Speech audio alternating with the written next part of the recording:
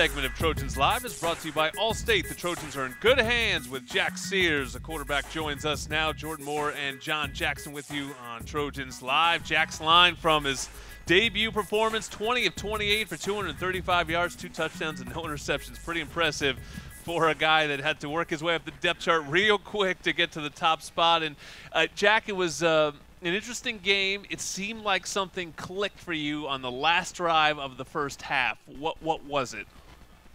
Just settling in.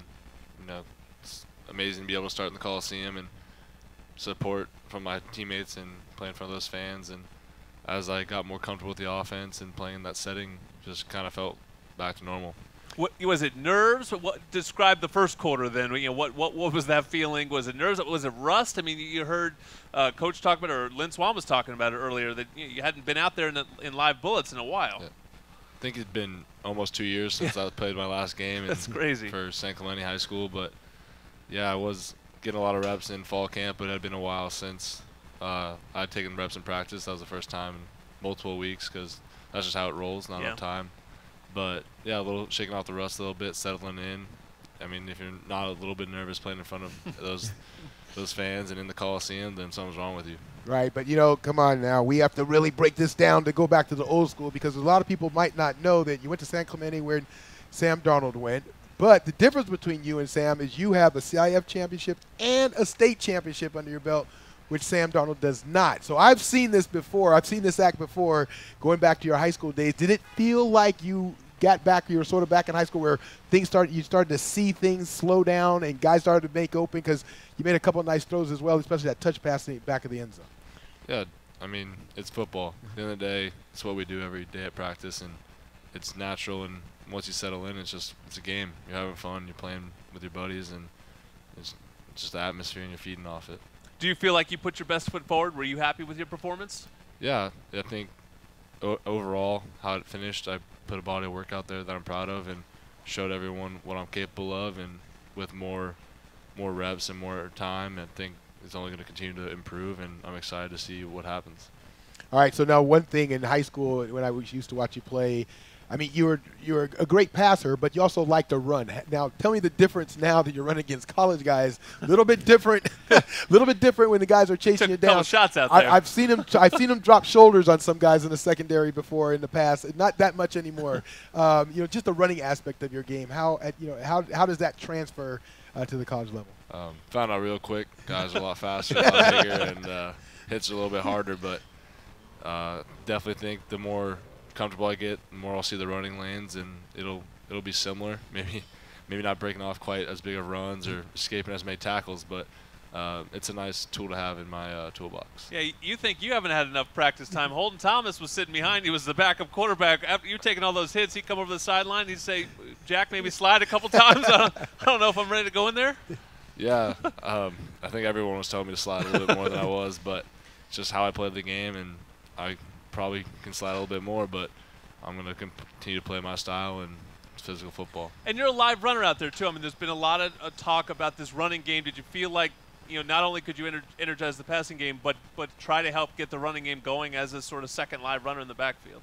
Definitely think it adds another component to the offense. Not only does it open up the pass game and keep the defense honest, but it helps the running backs a little bit because it takes one defender on zone read and kind of continuing to set the tone that they are setting. Like Sedid was running his butt off, blowing his shoulder, running guys over. Stephen Carter doing the same thing. So when I run the ball, I don't want it to be any different. I want us to keep up that tempo and that presence. Talk about your week, because it was a tough week. You know, JT goes into concussion protocol, and there was a point where you obviously might not have known whether you're going to start, whatever the situation was going to be. How tough a week was it for you preparation-wise? I wouldn't say tough, more time-consuming maybe. A lot on my plate that week, and kind of going through as a starter was the first time I had really known this possibility. You always prepare like you're a starter, but it's a little different. You spend just a little bit more time on this, or maybe put a little time aside and kind of keep coming to it. But at the end of the day, coaches helped me a little bit, and it was fun. And at what point of the week did you actually know, bam, I'm the starting quarterback, or I'm going to be the starting quarterback on Saturday afternoon? I believe I found out Friday morning for sure. Just wanted to control what I can control. If I had to play, or start, and I was ready. Jack, teams at 4-4, it's not where you want to be. What is the feeling in the locker room? We were just talking to Coach Helton about sort of the messaging going forward. What's the internal chatter in the locker room about what to do in this last month? I think what's really going to happen is we'll see this weekend.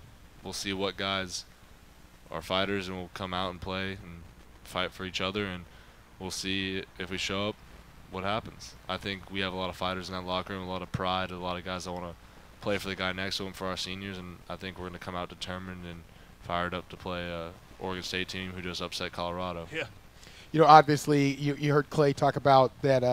He's going to be calling the plays going forward. As a player on the field, and I know that that it was your first game, but does it matter? I mean, does it matter who's calling the plays? I mean, do you guys even care, or is it just like, hey, we just got to execute the plays, whatever play is called? It's kind of a collective effort from everybody. It's designing a game plan around the strengths of our offense and stuff that the O-line's comfortable with, the running backs are comfortable with, receivers, quarterbacks, coaches, and going out and executing. Ultimately, we always say it's a player's game, and if we don't get the look we want, the look we practice, we got to go execute, make the most of it. Well, you made plays certainly out there on Saturday. Heck of a job by you, pressed into the starting job just in 1 week. So great job, Jack, and thanks for joining us. Forget 2 points for safety. Try up to 20% with the Allstate Distinguished Driver Discount. Safe drivers can instantly save up to 20% on car insurance just for having a clean driving record. That's on top of other discounts. Call one of 410 Los Angeles area Allstate agents today. Well, men's water polo is back with the #1 ranking. What else is new? We'll have 2 of their leaders next on Trojans Live.